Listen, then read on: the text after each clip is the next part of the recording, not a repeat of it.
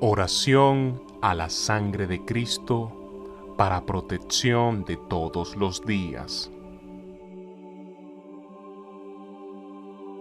Señor Jesucristo, con tu poder que está la potestad de quienes son fieles a tus palabras, ciegamente me pongo en tus manos para con tu sangre gloriosa enfrentar cada día el abismo de los males que toda persona debe enfrentar en el transcurso de la vida. Yo, tu Hijo, necesito de tu protección para eliminar todo signo de maldad que pueda rondar mi vida. Aspiro que interfieras e interrumpas estos malos actos en nuestros hogares. Con todo el poder que engloba tu sangre, abrígame con aliento, bendíceme con salud, alimento y energía. Hijo amado de Dios, me pongo en tus brazos, con amor cumpliré ese pacto que sellaste con tu sangre, cumpliendo hasta el último día de mi vida, para que cada proyecto que emprenda se cumpla y se logre gracias a tu bendición.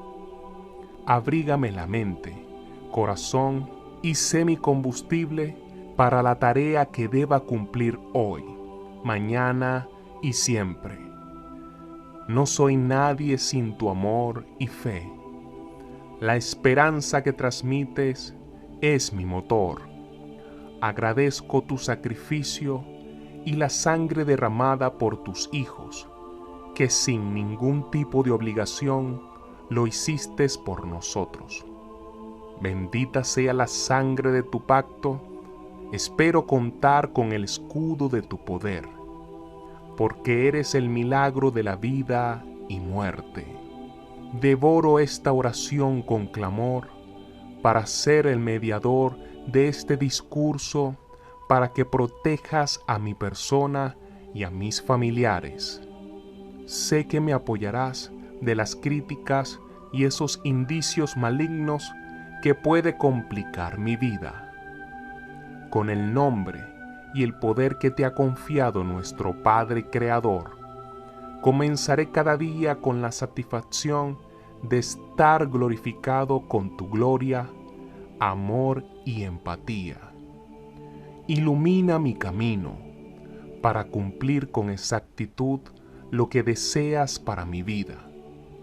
Tú, a mi lado, sé que cada reto será pequeño y que tu amor hará que yo sea una persona de bien para ayudar a otros. En ti solo confío, mi Señor Jesucristo. Amén.